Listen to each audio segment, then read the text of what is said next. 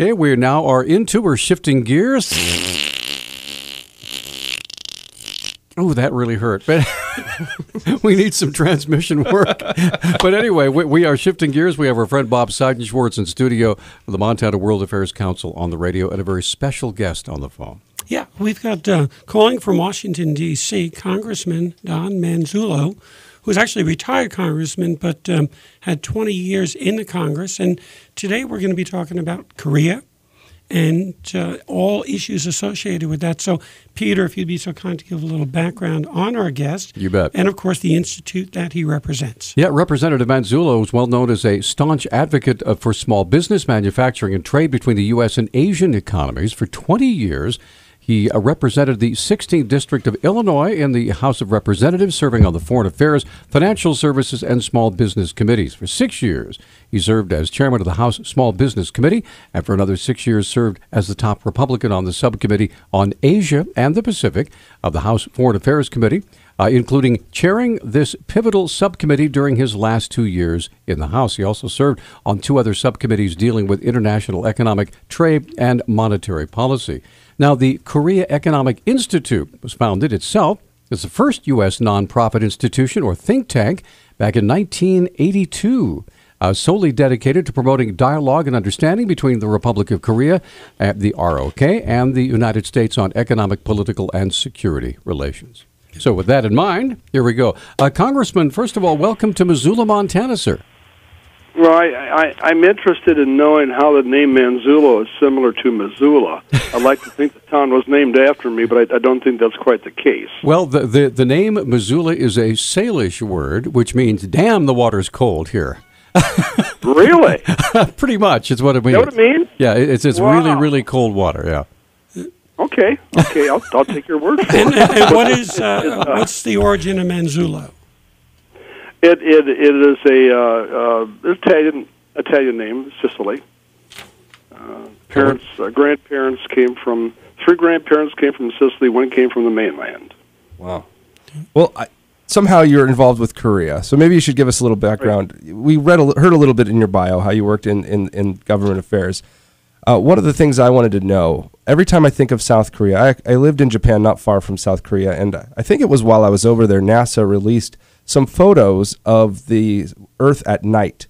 And one of the most fascinating things I've ever seen was the division between North Korea and South Korea. And a lot of attention and talk has been done about North Korea, but I really want to know, why do you think South Korea has become the economic powerhouse it is? And maybe you could kind of explain to us what it is doing in that region, how it affects everybody in global trade. Well, it's a very interesting peninsula. You can go back and study for centuries the activity taking place on the peninsula, and essentially over a period of years, the peninsula has really been more united than split up. Obviously, it was only after the end of World War II, at the 38th parallel, when the Allied countries were dividing up the countries, that Russia decided that they were going to take Japan's surrender above the 38th parallel, and that's how Russia came in. They eventually left, and their whole goal was to establish a communist country. But in any case, that's where it started. South Korea adopted a constitution very similar to ours. There's always been a lot of activity in Korea from Mormon missionaries and Catholics who were interested in visiting the peninsula. But as after the Japanese left in 1945, after they left the occupation, then the 2 countries stood there, separated by that artificial border, really thinking that it might be just something temporary, that they would be together within a few years, and that getting together was simply more of concluding the war issues from World War II. Korean War broke out, and you know what happened there. But what South Korea did was to decide that they were going to become a nation, a powerhouse unto themselves, even though they lacked such things as not enough agriculture space to grow crops for the people, and did not have any minerals, which is absolutely necessary for manufacturing. But even with those shortages, South Korea has done something no other country has ever done. It's the only country in the whole world that's ever gone from being a donee nation for foreign aid to a donor nation. Wow. Here's a country that came out of abject, total poverty just 6 generations ago. Not 6 generations, 6 decades ago. And now has the 12th largest economy in the world. The per capita income in South Korea is actually higher than that in Montana. Per capita GDP on a per-person basis in Korea is $33,500. In 2012, in Montana, is $33,204. In the north, I think the per capita income is about $200. It's one of the lowest in the world. The North Korean economy is about 1/40th of the South Korean economy. So it's a remarkable recovery after being totally devastated in the Korean War. Those photos I mentioned at the beginning, they do show that story that you just described. The south of the peninsula is all lit up. It's bright. It's electronic. You can see streams of lights and roadways, and the north is absolute darkness. I shared those photos on our Facebook page. It's something I always think about when I think about South and North Korea. You might enjoy that, too. And we're going to take a little break, come right back. Representative Manzullo is going to stay with us for the entire hour. If you have a question or a comment, we're learning. That's what the World Affairs Council on the radio is all about, learning more about different parts of the world, bringing it right home to River City. We'll be right back in a And we're back on Talkback. 721-1290 is the number. This is the Montana World Affairs Council on the radio. Joining us on the telephone this morning, former Congressman Don Manzullo, and joining us also on the phone this morning is our friend Emmett. Emmett, you're on with the Congressman. Go ahead, sir. Oh, thanks for taking my call. Yeah, this question isn't about economics. I don't know if we're just talking about economics in Korea, North and South, or military, but does the congressman know much about, about North Korea and their making of nuclear weapons? I got kind of confused. Last year, was it earlier this year, North Korea boasted that they had made intercontinental ballistic missiles or regular ballistic missiles that they could actually put a warhead on.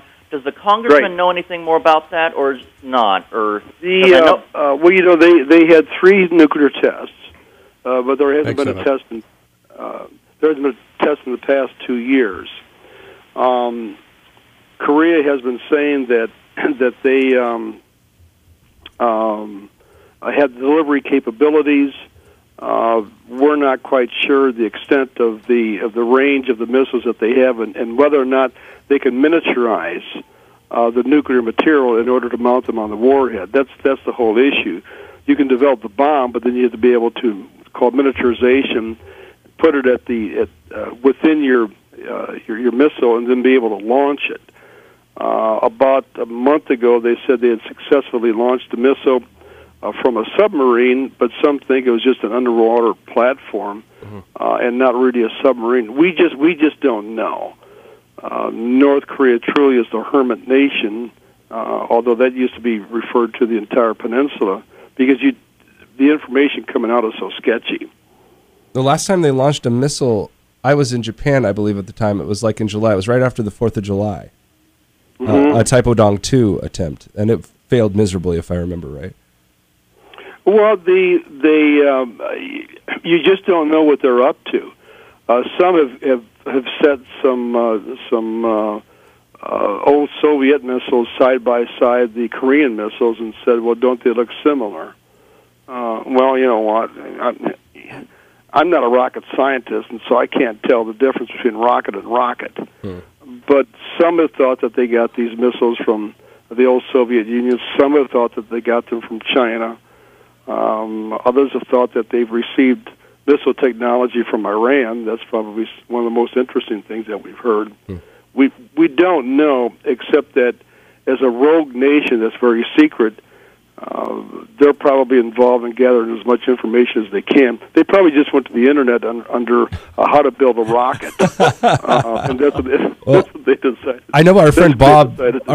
Our friend Bob went to the internet, and he has a bunch of stats comparing Montana and Korea. Right? Yeah. Let's. We're not going to solve the missile problem in North Korea, but let's talk about Montana and trade. And go back to how this ties into KEI and what you do, Congressman. All right, volume of trade. Korea is now America's 6th largest trading partner, head of the UK and France.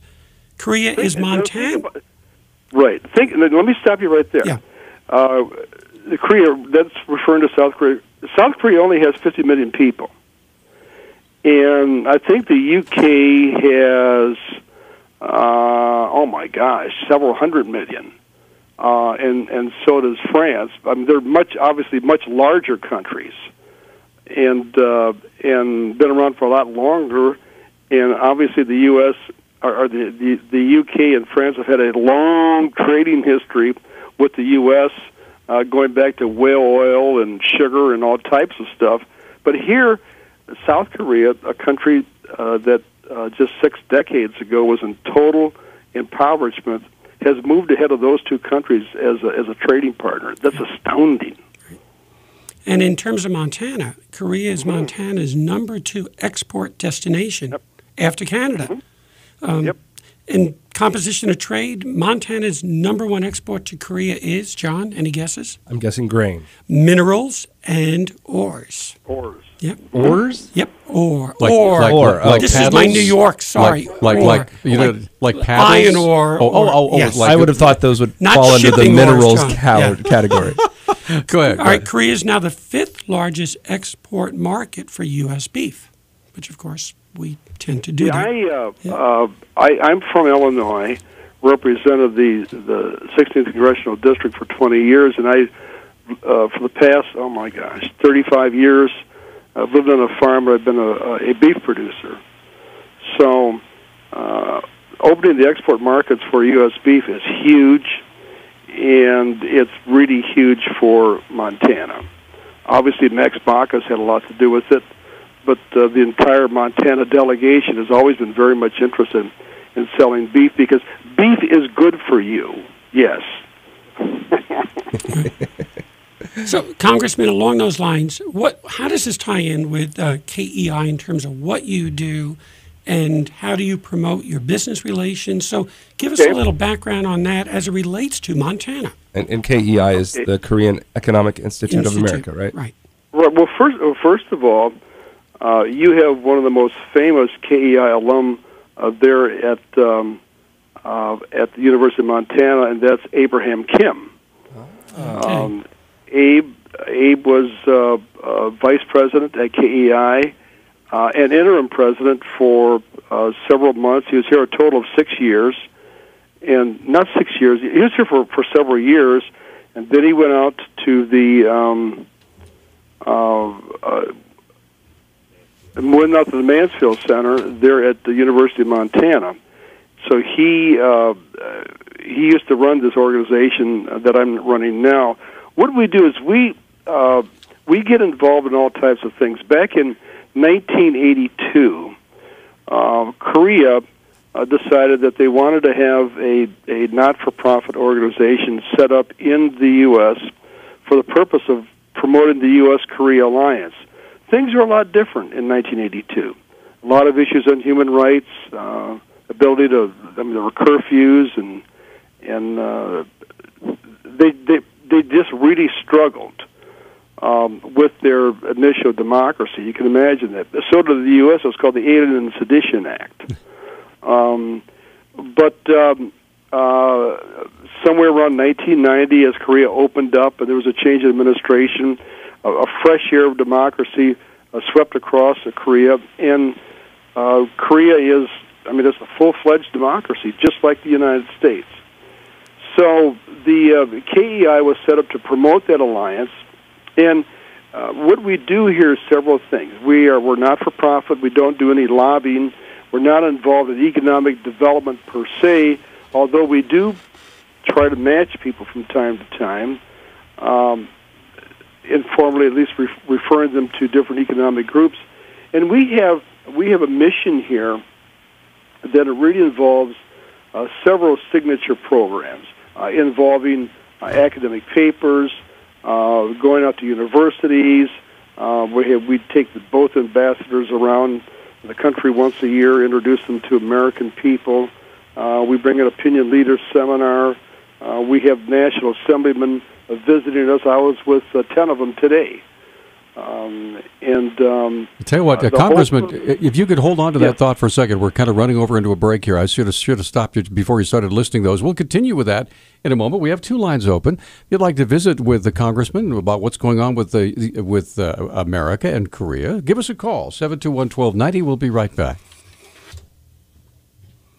This is Talk Back, and it's Tuesday, and it's the Montana World Affairs Council on the radio. Joining us here in studio, our good friend Bob Seidenschwartz. Representative Donald Manzullo is joining us, formerly a congressman from Illinois, and now he's helping out with what's going on in Korea. So you were right in the middle of describing some of the things that your organization does, and I so rudely interrupted. Please continue, sir. Well, we have, as I said before, we have academic papers. We put on symposia. We scatter throughout the United States, going especially to colleges and universities that really don't have much exposure to Asia.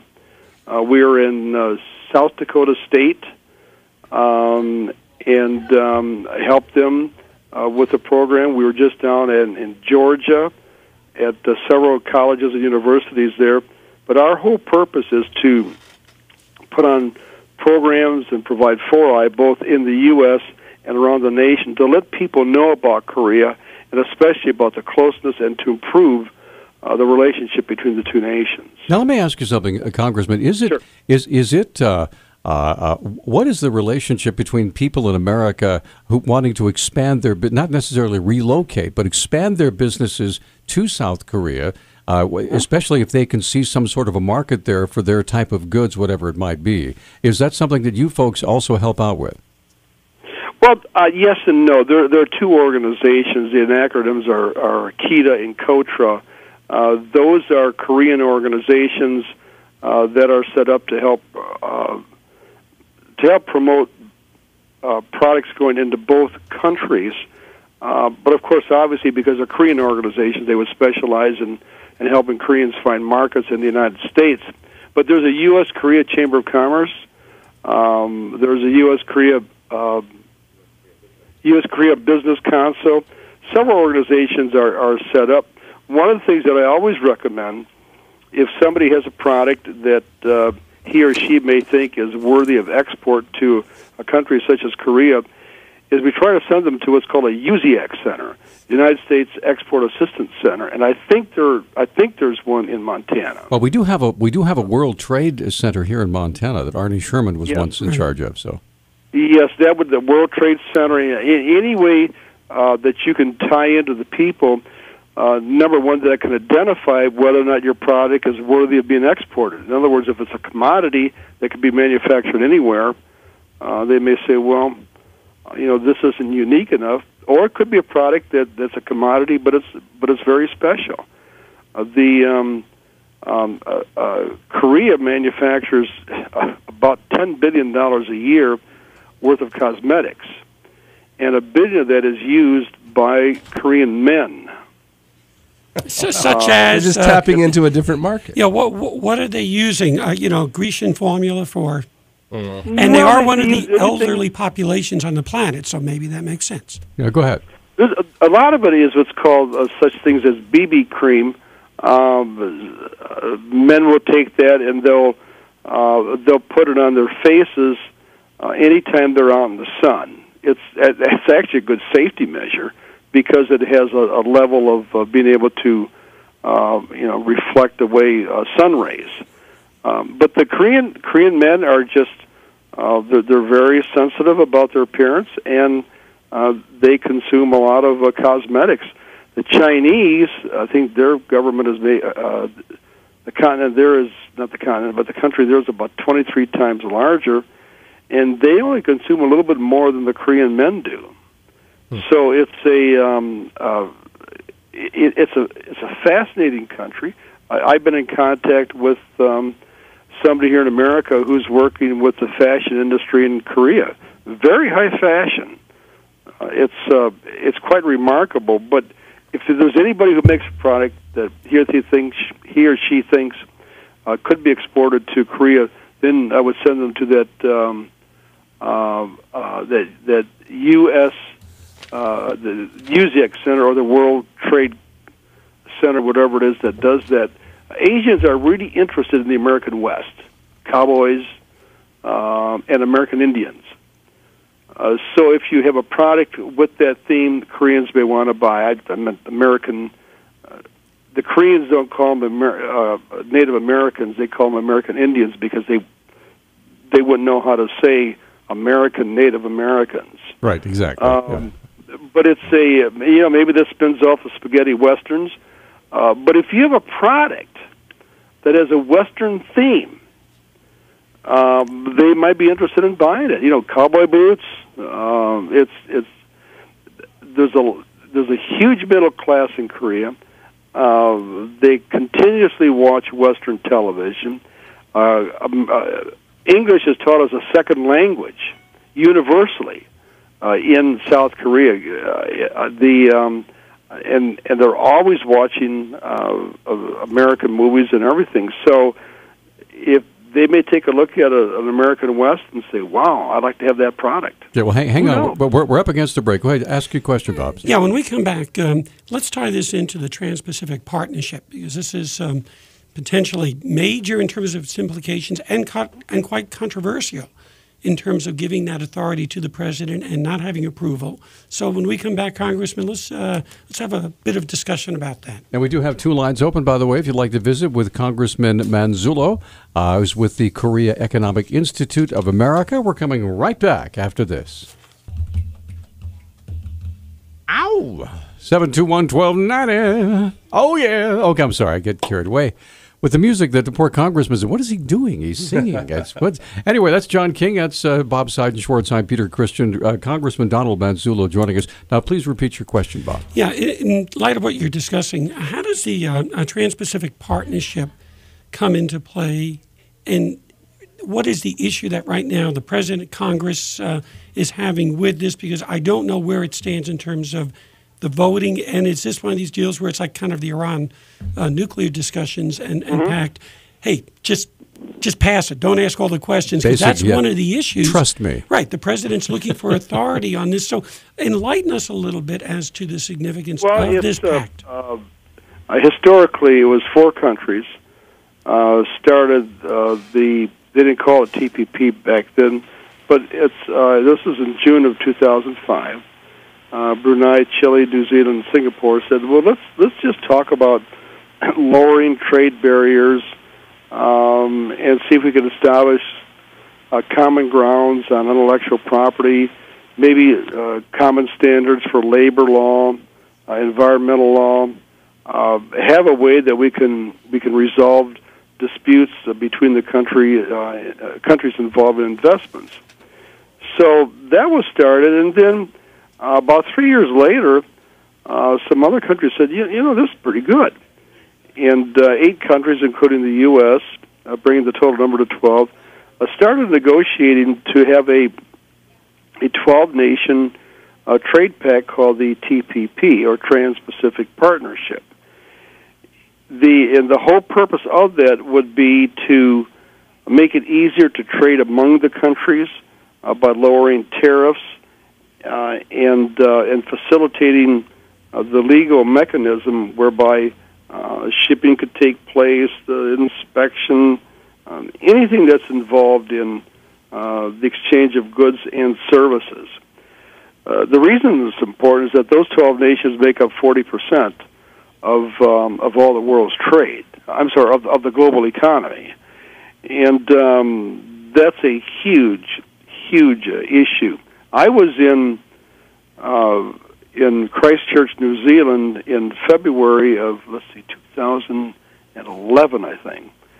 I chaired the House Foreign Affairs Subcommittee on Asia and the Pacific, and took the largest delegation of American members of Congress to visit New Zealand, and Australia. I think there were about 14 or 15 of us. It was quite a delegation.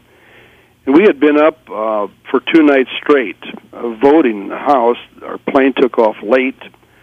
We got in a day late, and we were involved with a lot of people there at a TPP conference.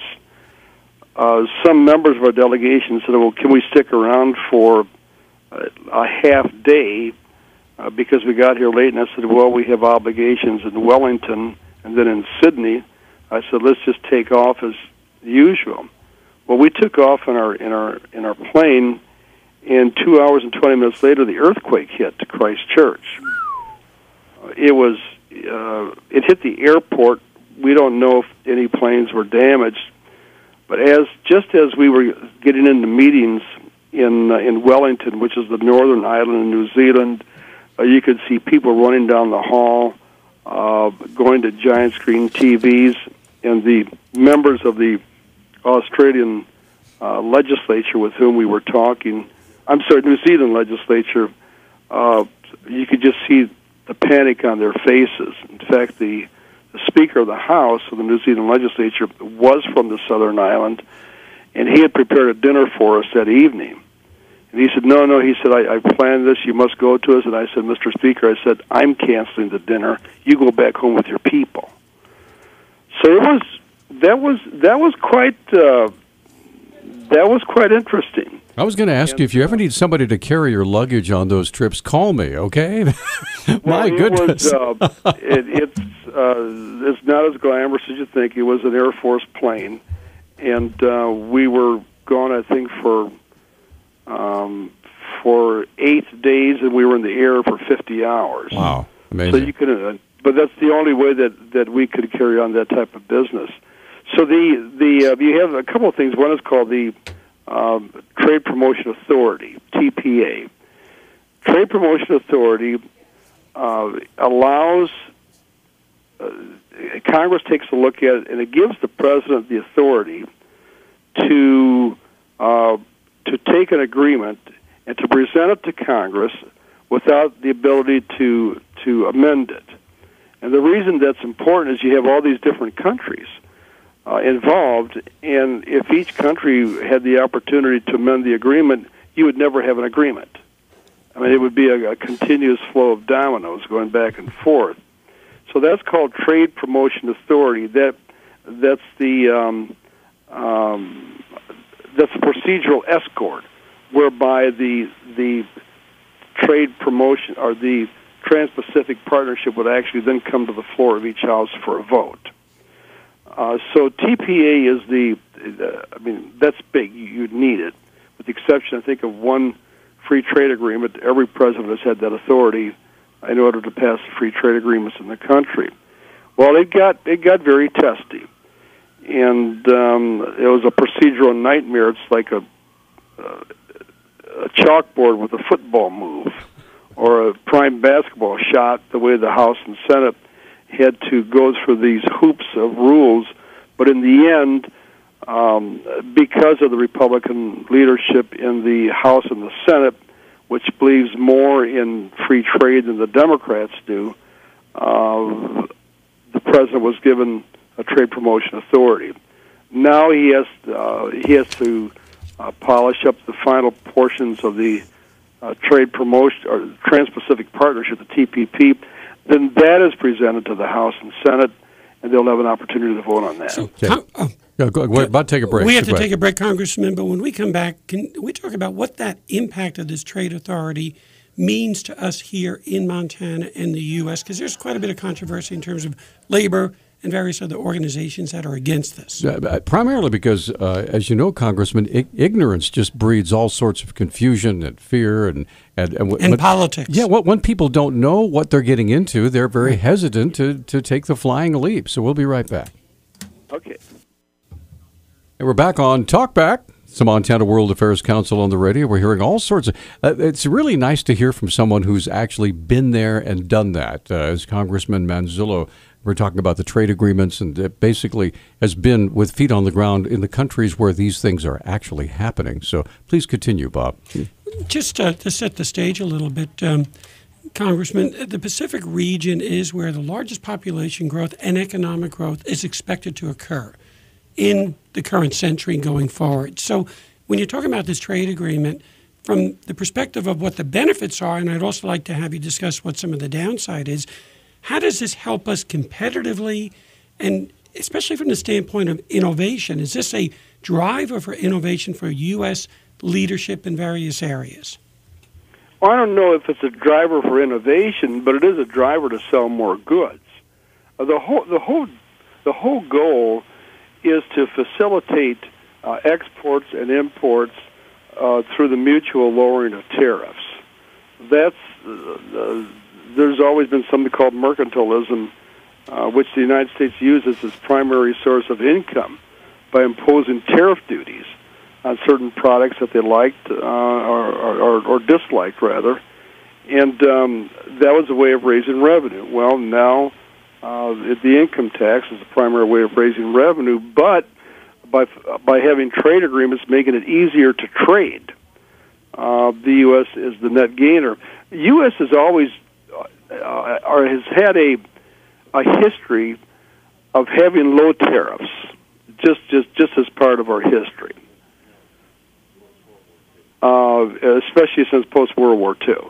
It's just been that way, and because Americans have a voracious appetite to buy all types of things, and so that being the case, the U.S. having low tariffs, the U.S. benefits from free trade agreements because it forces the other countries to lower their tariffs also, which make it easier and cheaper and more profitable for the U.S. to ship U.S. manufactured goods and also services.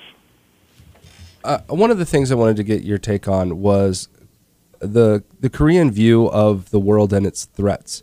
I would imagine myself, if I'm thrown out on this isthmus, I've got China to my wing, I've got Russia above me. There's a lot of dangerous neighbors, not to mention North Korea, which is right on my border. What do they see as a safe future for South Korea going forward? Well, South Koreans do not fear anything militarily coming from Russia or China. China is, with the exception of component goods, Korea's largest trading partner, and U.S. would be up there second. U.S. would be first if it were simply an issue of shipping component goods and then having them manufactured. But the real threat, obviously, is North Korea. I was there. Gosh, I've been there several times. But one time I was there. Wolf Blitzer was saying, "Oh my gosh, it's going to be terrible," and he had pictures on CNN of. I said, "These are South Koreans practicing their drills to get underground." Well, people were going down the subways, and this had been, I think, just after there had been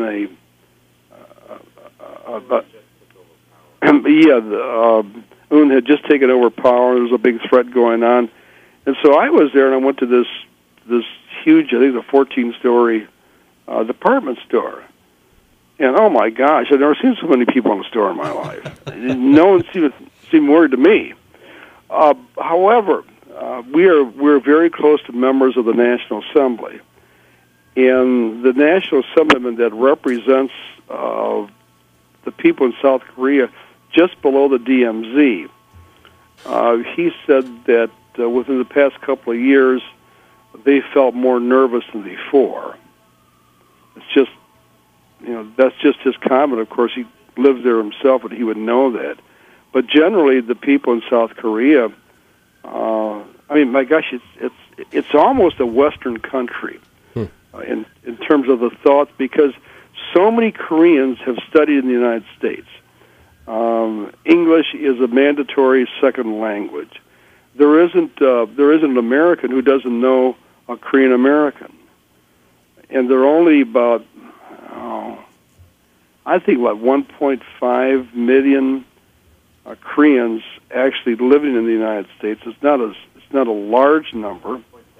1.7 million Americans of Korean descent, but still, people that know Americans Americans of Korean descent have a lot of respect because of the the cultural high importance of education and of all things that relate to mannerisms of politeness.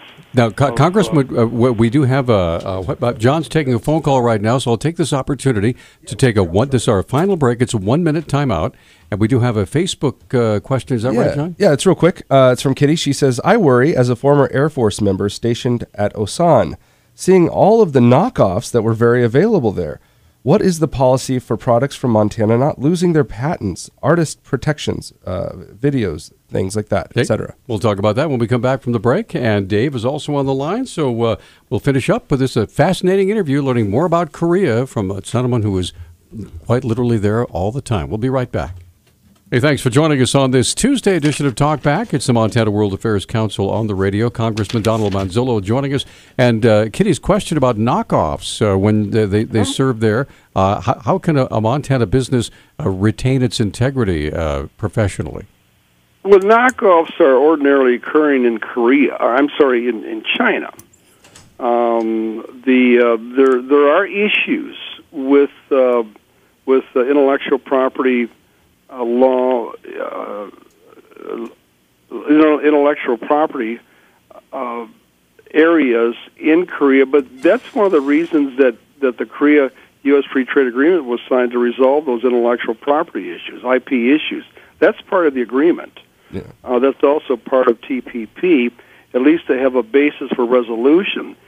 When I was in China several years ago in Kunming, there was an American movie that had been out just a couple of days, and there you could buy the knockoff of it for $1. Oh my! You had to go to a certain alley, but they were readily available. That's where they sold live snakes. Wow! For people that wanted to use them. I suppose that was the contract, was it? Well, now it works the other way. We're stealing all the Korean horror movies, so I guess. Yeah. Anyway, we got a call on our line here. Let's get Dave on the line. Dave, you're on with Congressman Manzullo. Go ahead. Yes. Good morning. I haven't heard it all, but I was wondering about the export-import bill that's in Congress right now. Do you support it, or what do you think about it? The export-import, a bank. Bank, yeah. The Exim Bank. Yes, I do support it. The reason for that is, first of all, every major nation involved in exports. It's called the Export-Import Bank, but it's really the Export Bank. It helps American manufacturers through guarantees, insurance guarantees, to be able to sell products overseas.